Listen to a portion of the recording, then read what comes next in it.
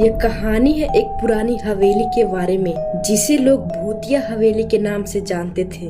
यह हवेली एक छोटे से गांव के किनारे स्थित थी और उसकी खिड़कियां हमेशा बंद रहती थी। गांव वाले बताते थे कि हवेली में रात के समय अजीब अजीब आवाजें आती थी। कई बार गांव के लोगों ने अंधेरे में एक पुतला सी आकृति को हवेली की खिड़की से झांकते देखा था। इन कहानियों ने हवेली के चारों ओर एक रहस्यमय धुंध बना दी थी।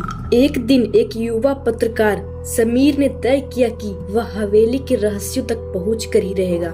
वह एक नई रिपोर्ट के लिए कहानी खोज रहा था और हवेली के बारे में सुनकर उसकी जिज्ञासा और भी बढ़ गई। उसने गांव वाले से हवेली के बारे में सुना और फिर एक रात हवेली के अंदर जाने का निर्णय किया। रात का समय आ गया और समीर ने अपनी एक छोटी सी टॉर्च और एक कैमरा लेकर हवेली की ओर चल दिया। हवेली का दरवाजा पुराना था, इसलिए वह आसानी से खुल गया। जैसे जैसे वह हवेली के अंदर बढ़ता गया, उसके कदमों की आवाज अंधेरे में गूंज रही थी। अचानक वह एक बड़े से हॉल में पहुंचा, जहां एक पुराना चांदी का झूमर लटक रहा था। अचानक झूमर की झिलमिलाहट तेज हो गई और एक ठंडी हवा का झोंका कमरे में भर गया। समीर ने महसूस किया कि कुछ अजीब हो रहा है। उस कमरे में समीर ने एक पुरानी अलमारी को देखा। उसने अलमारी खोली और उसके अंदर एक पुराना लॉकर पाया।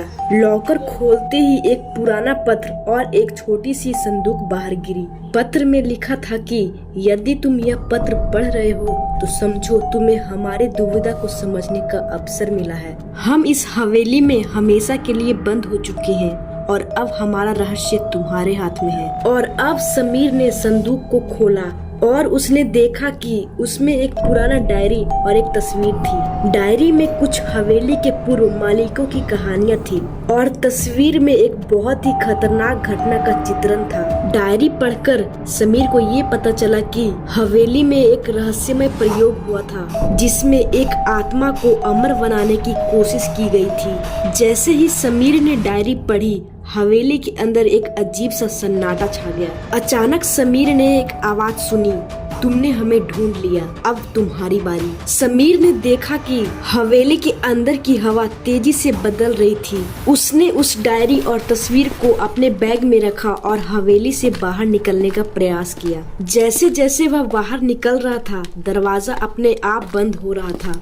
अब समीर को समझ में आ गया कि वह हवेली के अंदर फंस चुका है और उसे महसूस हो रहा था कि कुछ अज्ञात शक्ति उसे अपने कब्जे में लेने की कोशिश कर रही है। और अंत में समीर ने कैसे भी करके एक खिड़की को तोड़कर हवेली से बाहर निकलने में सफल हो गया। गांव वालों ने देखा कि वह भयभीत और थका हुआ था। समीर ने हवेली की कहानी सबको सुनाई और बताया वह हवेली का रहस्य अभी भी अनसुलझा है